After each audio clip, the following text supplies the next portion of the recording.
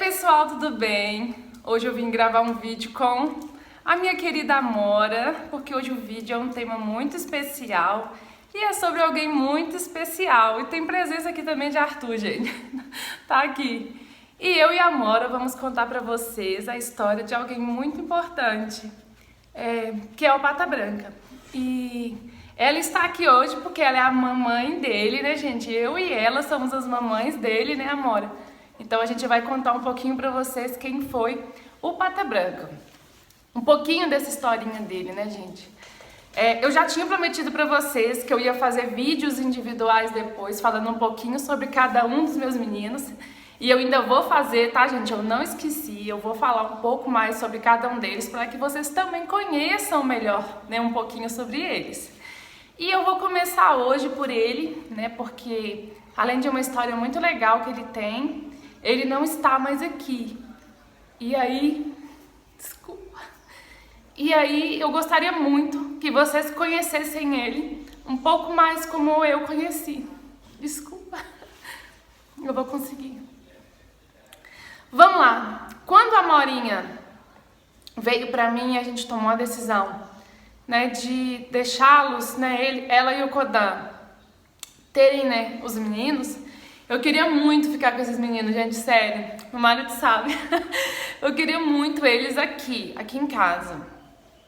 E a gente tomou a decisão que se a gente não achasse, né, tutores responsáveis, pessoas responsáveis para ficar com eles, a gente ficaria. E o Pata Branca, quando nasceu, a gente teve diversos problemas assim no primeiro dia de vida dele, por isso que eu já tinha tomado a decisão, que eu tinha me apaixonado por ele, porque ele era o único diferente da ninhada. E ele tinha duas luvinhas branquinhas assim na mãozinha. Eu vou tentar achar fotos e coisas dele da época e vou deixando aqui pra vocês. E aí eu já me apaixonei por ele e eu já tinha dito pro meu marido, né, que aquele ali é um que eu teria certeza que eu jamais venderia, daria de presente, que eu daria de presente, venderia, sei lá, seja o que fosse, ele não sairia da minha casa. E foi assim, né, eu fiquei com ele o máximo que eu pude, né, que a vida me deixou. E aí eu vou contar pra vocês como foi o nascimento dele, gente, porque não foi fácil o nascimento dele.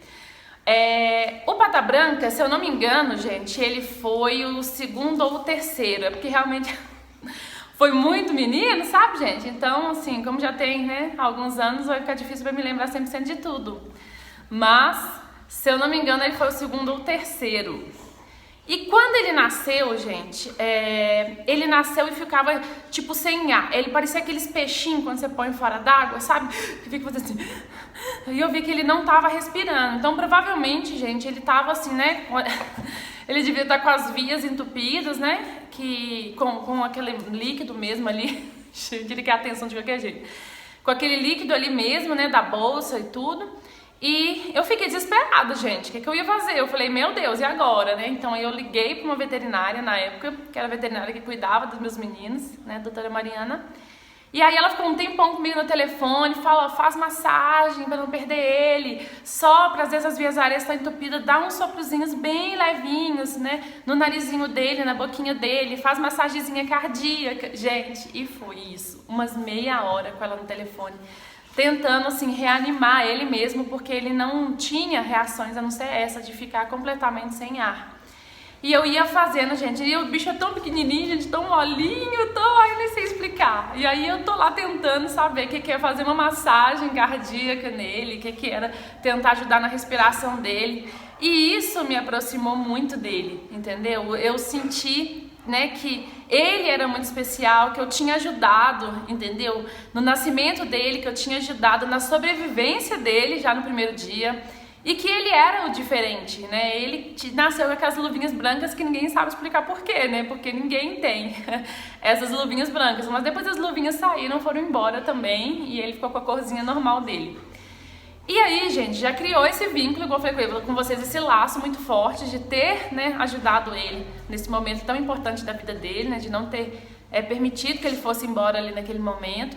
E aí criou esse, né, laço muito grande entre eu e ele. E ele, gente, era o fraquinho da turma. Ele era o fraquinho da turma, né? Ele nasceu mais pequenininho, mais magrinho, e ele tinha dificuldade de mamar, né? Porque tinha outros cães, né, que são maiores e eram mais fortes, e eles iam lá né, encher a pança, né, passavam na frente, empurravam ele. Então eu tinha que ficar vigiando ele o tempo todo quando a galerinha tava mamando. Aí eu ia tirar os que já tava lá um tempão enchendo a barriga igual o príncipe, sabe? Que é o comelão. E aí eu tirava e colocava ele, entendeu? Pra ele também mamar, pra ele sobreviver. Tem uma fotinha também que eu postei recente, vou ver se eu acho que eu posto ela aqui também, que eu dando uma madeirinha pra ele. Porque teve uma época que a Amora deu, né, uma anemia, porque por mais assim que eu reforçasse a alimentação dela e faço tudo igual vocês já sabem, realmente foram muitos menininhos, né, e todos mamando ao mesmo tempo. E aí acontece, gente, isso é natural, né? Ela ficou anêmica mesmo de tanta, né, sugação ali 24 horas de leite. E aí ela, tipo, que deu uma secada no leite. Aí eu tive que comprar o Mommy Dog, né, que é um leite especial para cães, tá, gente? A gente não dá qualquer tipo de leite, não dá leite de vaca, não dá leite em pó. Tem o leite para eles, um leite animal, né, que você compra no pet shop. E aí eu dei esse leite para ele na mamadeirinha. E aí ajudou também, né, na sobrevivência dele, no crescimento, no desenvolvimento dele, né? Então foi assim, gente, uma história assim, desde que ele era pequeno, que nos aproximou muito, né? Porque ele precisou de uma atenção, né, redobrada, ele precisou de muitos cuidados, ele precisou de assistência, né, quando ele era pequeno. E aí, infelizmente, né, eu não sei se isso influenciou ele já ser um menorzinho, assim, o mais fraquinho da turma, que ele é o que sempre ficou doentinho aqui em casa, sabe? Ele teve uma doença do carrapato, tipo, umas 2, 3 vezes, mesmo estando só dentro de casa, entendeu? Tomando as medicações que ele precisa. Ele tinha umas diarreias, gente, sem explicação, do nada. Ele ficou doentinho também, quando ele tinha... A gente já tava morando em Araxá, ele tinha mais ou menos uns 6 meses de idade, gente. Aconteceu uma coisa com ele que ninguém sabia explicar lá na cidade. Ele simplesmente, todos os dias, tudo que ele comia, ele vomitava. Se ele comesse de manhã, ele vomitava no final da tarde. Se ele comesse a janta no final da tarde, ele vomitava no outro dia de manhã.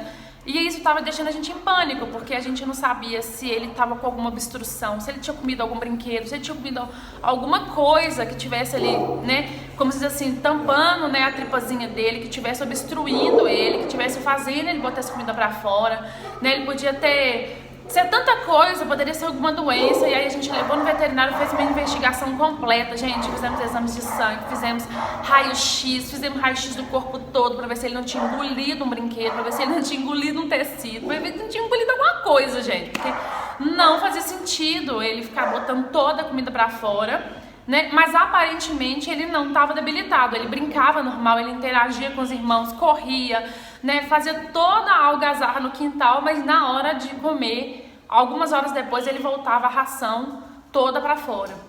E ele ficou mais ou menos, gente, uns 30 dias assim, e mesmo fazendo todos os exames, ninguém descobriu, né? O Arthur vem ficar com a mamãe, ninguém descobriu que o pata branca tinha, né? Então assim, até hoje nós não sabemos o que aconteceu com ele nessa época. Porque no raio-x não deu nada abdominal, ele não tinha, né, nos exames de sangue nenhuma doença, não tinha ingerido nada, então, infelizmente, nós não sabemos até hoje o que aconteceu com ele. Mas eu vi que isso trouxe consequência, né, pra parte, assim, estomacal dele. Porque sempre ele foi, depois dessa fase da adolescência que ele teve esse probleminha, ele sempre foi o mais lento para comer. Parecia que ele tinha menos apetite, parecia que a comida não caía legal, aí de vez em quando ele ainda tinha raramente, né, algum vômito, quando alguma coisa caía no estômago dele, não pesava assim, né, muito legal, e aí ele botava pra fora. Mas assim, sempre aquele cão que vocês viam nos vídeos, nas fotos, super saudável, muito brincalhão, muito tupetudo. O gênio dele, gente, era muito parecido com a Amora. A Amora é super geniosa e tupetuda também, tá? Não parece muito, né? Porque ela se controla muito, eu vejo que ela se controla muito pra ela se adaptar ao gênio da casa. Mas de vez em quando também, quando ela quer pirraçar, quando a Amora quer causar, ela é especialista. Então a Amora também tem muitas histórias, tá? Não se enganem com aquela cara de santa de Dona Amora.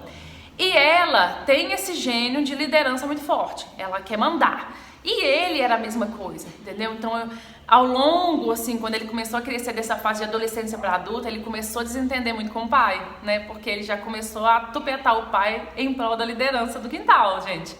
Mas no mundo deles, isso só acontece mesmo quando o pai já é velho, né? Considerado assim, idoso, né? No mundo animal é assim, então eles vão trocando. O líder ficou mais velho, ou fica doente, ou fica, né, incapacitado da liderança, aí o mais novo vem e pega. Só que não tava na época ainda, né?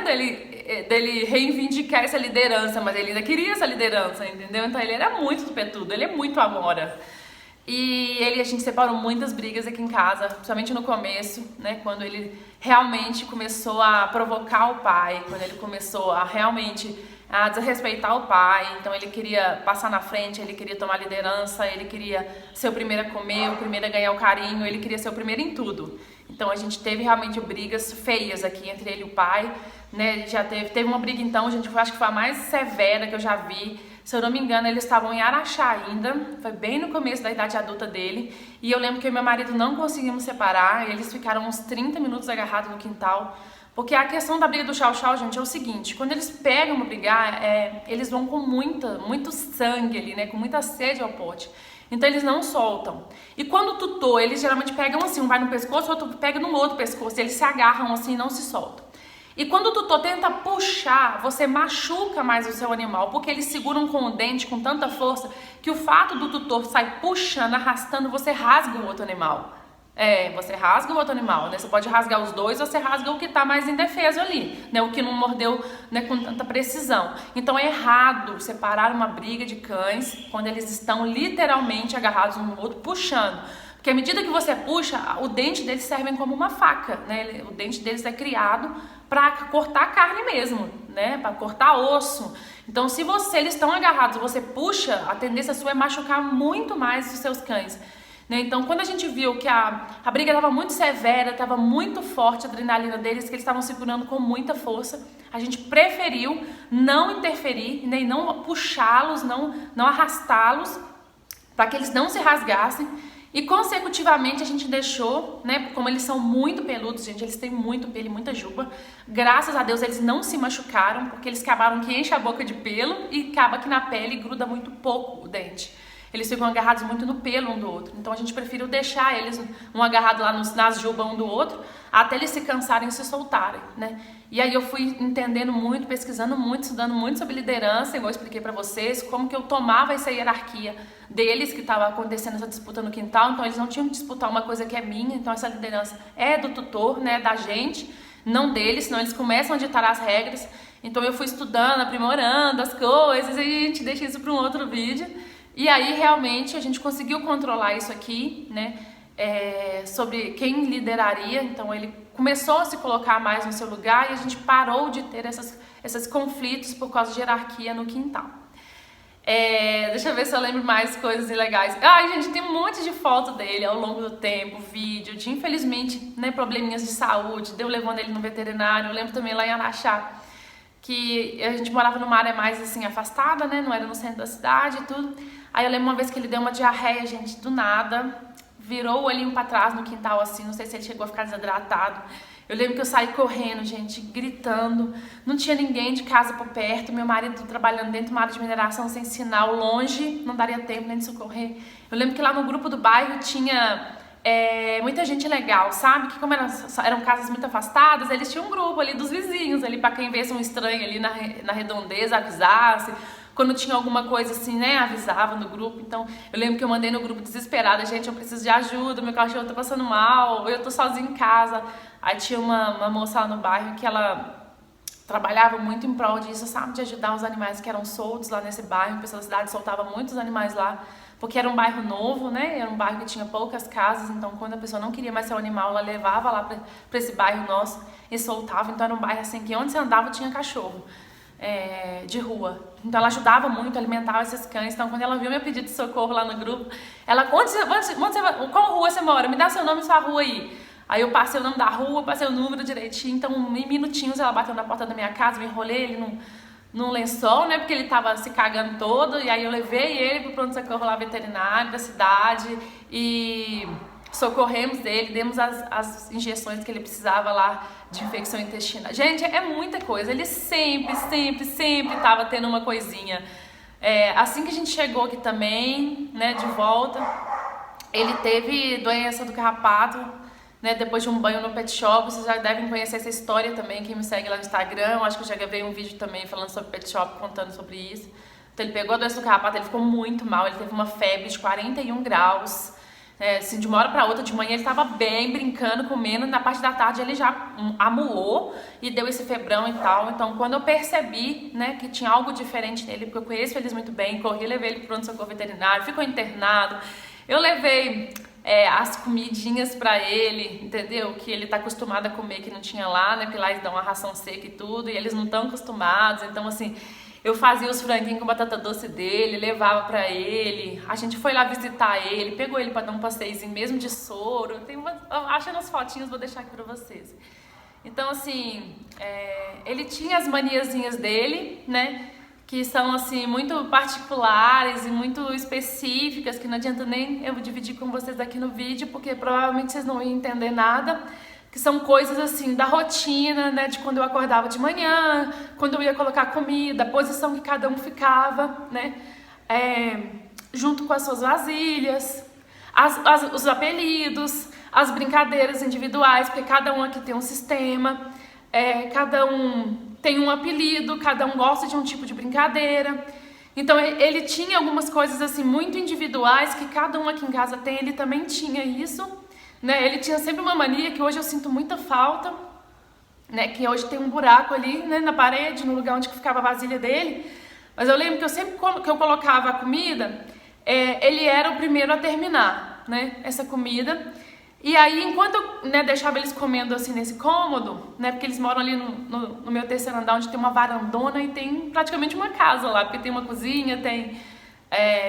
um quarto e tudo, então eu arrumei as vasilhinhas deles todas no quarto, assim, de uma forma com distância, para não brigarem por causa de comida. Então sempre quando eu colocava, né, as comidas e tudo para eles, aí eu ia nessa parte do varandão ali, que é onde eles gostam de ficar, para ver se tinha algum cocô para catar, para ver se não tinha nenhum bicho, que eu sempre tive muito medo por causa da mata. E aí eu sempre ia dar aquela olhada na varanda, e quando eu, né, voltava na porta, assim, aí ele ficava parado, olhando, né? Aí eu começava a brincar com ele, patinha da mamãe, vem cá. Aí ele começava a brincar de esconder, aí ele corria pro quarto. Aí eu falava, vem na mamãe, aí ele aparecia com a cabeça. Quando eu falava, vem na mamãe, ele corria e escondia. Que é umas coisas assim, igual eu tô falando pra vocês, muito particulares, umas coisas muito simples, mas que significavam muito, né?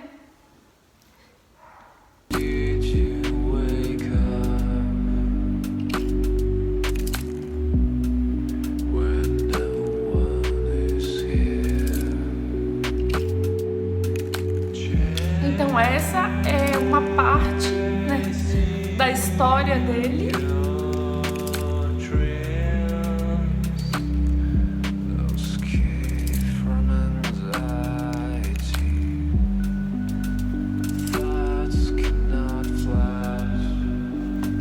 Para quem me segue aqui no canal do YouTube e não, né, chegou a acompanhar a gente no Instagram, esse aqui é o Patinha. Esse aqui são algumas fases dele, né? A fotinha que eu te falei, né, dele neném, com a patinha branca dele. Tá dando pra ver, gente? Porque eu vi que dá um reflexo da luz aqui, ó. Então essa aqui é a fotinha dele neném, com a patinha branca. Essa fotinha aqui dele adolescente. Essa aqui também é a fotinha dele, né, com a patinha branquinha. Aqui já é uma fase adulta dele, com essa juba maravilhosa dele. Isso aqui, gente, eu nunca esqueço essa foto. É quando ele castrou, já contei a história também, que ele rebentou os pontos. Ele era muito danado, gente, ele era impossível. E esse aqui é o pelo dele, só que eu vou deixar esse vídeo para uma outra oportunidade, né, que vai ser a parte 2, porque eu acho que eu ainda, né, eu achei que eu tava, mas eu não tô preparada ainda, por enquanto, para fazer a parte 2, contando o que é que realmente... que eu sei, né, que eu saiba que aconteceu com ele, porque ainda não teve muita explicação sobre tudo, mas depois, quando eu estiver mais tranquila, mais confortável para gravar, eu vou gravar, né, essa outra parte da vida dele, do que aconteceu, como que ele ficou doente, o que aconteceu, que levou ele embora, mas eu acho que não vou conseguir contar ainda para vocês. Mas eu depois vou fazer a parte 2 e vocês vão, né, receber a notificação da parte 2 aqui, do meu bebezão Patinha Branca. Eu não consegui tirar ainda, gente, os links, né? Eu sei que ainda tem, lá no meu Instagram, né, que a minha família tem 7 shows, e no meu TikTok também, porque realmente não tenho condições, né, de deletar ali, colocar 6, porque eu não me sinto confortável para isso, não me sinto à vontade nesse momento ainda para fazer. Eu sinto ainda eu sinto ele ainda muito forte dentro da família, entendeu? Então, às vezes, pode ser bobeira para algumas pessoas, mas eu sinto que se eu tirasse ali, colocasse 6, é como se eu estivesse diminuindo um pouco, sabe? Dessa história que foi muito forte, que eu vivi com ele, e eu não tô confortável para tirar. Então, hoje eu tenho 6, né? Que é o Kodan e a Amora, Arthur, Johnny, e os 2 filhos, né? Da Amora, que é o Príncipe, e o Nicolas. Porque ele se foi, mas eu ainda não tô confortável para tirar ele. Sinto ele muito forte aqui dentro do meu coração ainda. Não consigo excluí-lo, né, de certa forma, né, da família. Eu ainda sinto ele um personagem muito forte aqui dentro. Mas um dia eu vou tirar, porque eu não quero que as pessoas se confundam ainda que eu tenho, né, 7, fiquem me questionando sobre isso. Mas quem me conhece, conhece a história, sabe, né, já deve imaginar porque eu não consegui tirar ele ainda da história ainda. A história ainda pra mim é muito viva. Dá pra vocês perceberem, né? É muito viva ainda. Então é isso. Depois a gente grava uma parte 2 pra vocês e fala um pouco mais sobre esse bebezão maravilhoso que passou pelas nossas vidas. Beijo do Família Vieira Show.